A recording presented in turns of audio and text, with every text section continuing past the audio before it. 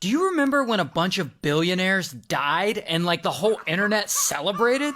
Well, it all starts with this guy. His name's Stockton, and Stockton is a pilot and an engineer, but what he really wants to do is explore the universe, like Captain Kirk on Star Trek. But one day in 2004, when he's 42 years old, he decides to do just that. Except he's gonna start specifically underwater. And so he starts renting private submarines to travel down into the deep. And he is shocked at how few submarine rentals there are out there. And so after a little research, he starts thinking, hey, I'll build a private submarine myself and I'll let people rent it from me. So in 2009, that's what he does. Stockton starts his own company, OceanGate. Hi, my name is Stockton Rush. I'm the CEO and founder of OceanGate. Then in 2016, he and OceanGate start taking tourists in a small submarine to tour underwater ruins from this Italian shipwreck. That's pretty cool. But that's apparently not enough for Stockton. He's thinking bigger. He wants to take tourists down to a destination that's really hard to get to. A destination that's gonna get his company a lot of buzz and attention.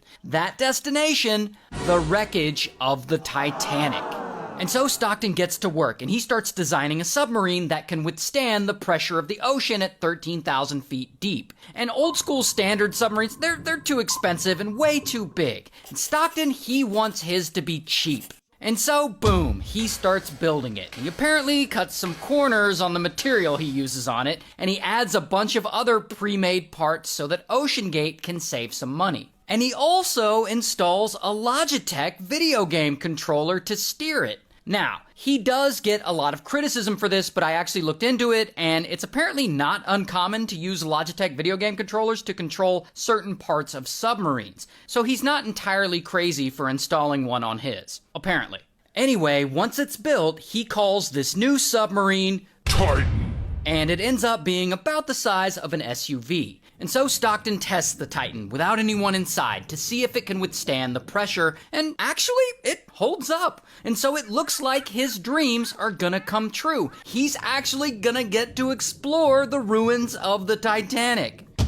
Until... not everyone is on board with Stockton's Titanic submarine plans. Particularly this guy, David. And David is an employee at OceanGate. And so David looks at the Titan and he immediately sees some things that could ultimately turn into a leak.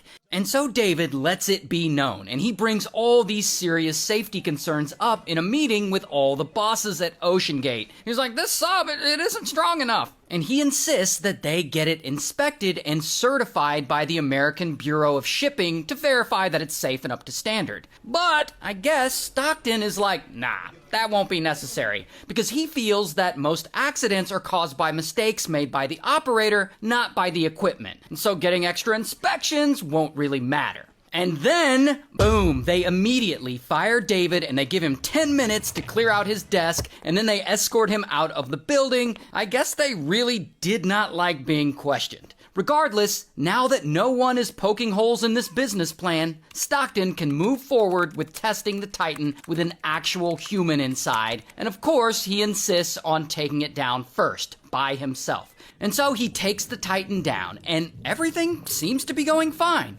But then, once the Titan is around 10,000 feet down, suddenly, bam, it loses all communication with the support crew on the surface. But Stockton, he isn't scared. He's down in the submarine looking out the little window and seeing all this magical deep sea shit that makes him feel like he's finally living his childhood dream of becoming Captain Kirk. But anyway, he eventually pilots the sub back up until he gets communication back. Now, that little test run would suggest that this sub isn't exactly safe. But old Stockton, he doesn't seem to be bothered by this. In fact, at one point, he's quoted as saying, you know, at some point, safety is just pure waste. I mean, if you just want to be safe, don't get out of bed. Oh boy. So anyway, in 2021, Stockton and OceanGate start taking tourists down to see the wreckage of the Titanic, all for the low, low price of $250,000 a person. So basically, you gotta be super wealthy to engage in this. And they take, I believe, 13 expeditions down to see the wreckage, and most of these trips are in fact successful. However, they do lose communication with the surface a bunch of times during some of them, and apparently the Titan has over 118 different major and minor technical issues, including one time the battery died and passengers got trapped inside the sub for 27 whole hours, which is definitely enough to make me say, fuck all that, but I don't know, I guess these billionaires are just built different because they keep paying the money and they keep going. And by 2023, Stockton and his company OceanGate, they're getting a lot of attention from the news media. So this is great for him. I mean, more media means more attention and therefore more customers. And so that summer, Titan heads out for its next expedition. Another trip to see the Titanic, and 5 people are supposed to go on this trip, Stockton and 4 others. And they aren't all billionaires, only 2 of them are actually billionaires. One of them is actually one of the billionaire's 19-year-old son, and one of the guys is a Titanic expert. And so all 5 of these people get in the sub and it takes off and it starts to submerge, and everything's going fine. And over an hour goes by, and so far, so good, everything's going as planned. In fact, the sub sends a message to the support crew on the surface saying, all good here. And so I assume they're all chilling in this tiny little sub, looking out the windows or whatever, checking out the fish. And then, suddenly, out of nowhere, boom, they lose power. And the Titan slowly tilts, and it starts to nosedive toward the ocean floor. And all the passengers are now sitting in the pitch dark like, what the fuck is going on? And this goes on for about 60 seconds. And now they're panicking. Like, why did they lose power? Is this the end for them? And then, boom, the Titan implodes. And it crushes everyone like a soda can. I guess it wasn't constructed right, and it was under too much underwater pressure. And all 5 people on board die instantly. And it's not dramatic, it's not long and drawn out suffering, it's instant death within milliseconds. So they felt nothing. And here is actually footage of a piece of the sub they later found on the ocean floor.